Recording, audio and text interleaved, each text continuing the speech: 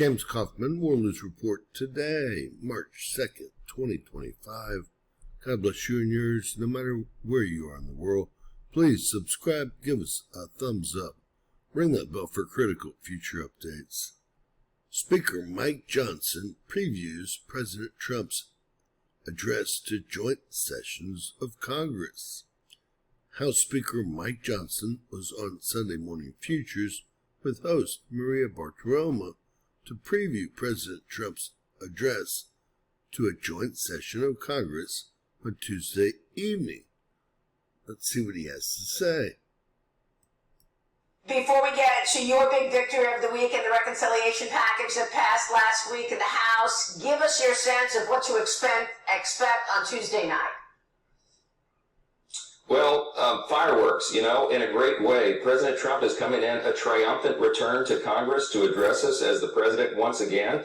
And in the first month of office, he has accomplished so much that it could fill 3 hours. I suspect he'll speak in a shorter time frame than that. But, Maria, there's so much to relay. Normally, at this point in a president's term, a new president's term, they would not deliver a State of the Union. It would be just simply a joint address as it's entitled. But in this case, it actually will be more like a State of the Union address because President Trump has such a long series of victories, things that he has done, promises he has kept, and it has put America back on a strong footing, and we can't wait to welcome him back to the chamber.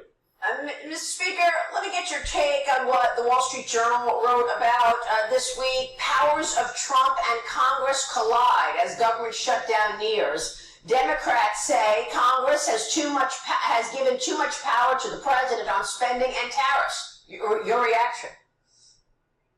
It's nonsense. The president is doing what he said on the campaign trail he would do, and that is restoring America's strength and dominance on the globe. He's doing exactly what he is able to do with his constitutional authority under our system of government. There's no conflict between the two branches there. The conflict is that the Democrats are uncomfortable with all this change. Why? Because they love big, bloated government spending. They really like the status quo on the world stage. They weren't really all that interested in ending these conflicts around the globe.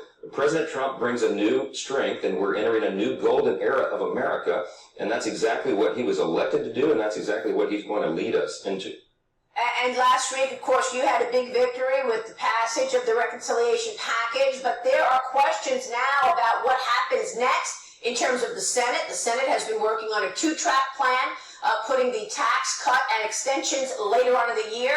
Where do you see this going? Well, I see it going the House's way, and I'm in constant contact with our Senate colleagues. And let me be clear, Maria, there is no daylight between House and Senate Republicans. We are all on one big team with the same mission, and that is to deliver the America First agenda. And that is what we are doing in earnest now.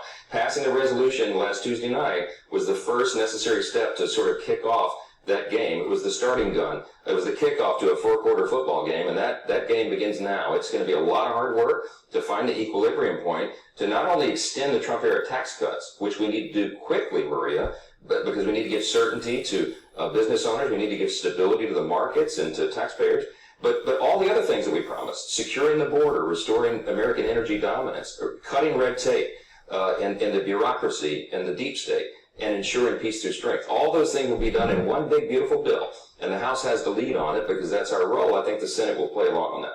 But Speaker, the Journal is writing that opinion is hardening among Democrats, that Congress must pass measures to compel Trump to spend money on the federal programs as designated by lawmakers.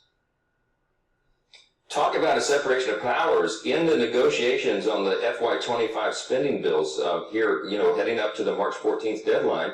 We'll have to properly pass a clean CR instead of separate approach bills. Why? Because the Democrats in Congress were trying to demand that as a condition of appropriations that we would somehow tie the hands of the president, limit his authority, put Elon Musk in a corner and take him off of his mission. We're not doing that. That's a non-starter, and Democrats know that. So I hope they'll be reasonable. We all have a responsibility to keep the government open and operating, and Republicans are going to do our job in that regard. We're going to pass a clean CR to get us past FY25. And Maria, the exciting thing is FY26, the budgeting, where we will actually be able to change the way this is done and incorporate all the extraordinary savings that DOGE is uncovering through fraud, waste, and abuse, the other revenues that President Trump is bringing about because of his policies with the tariffs and otherwise, it's going to be a totally different ballgame for fiscal year FY26, and we are very excited to get to that point. Wow, that is very exciting.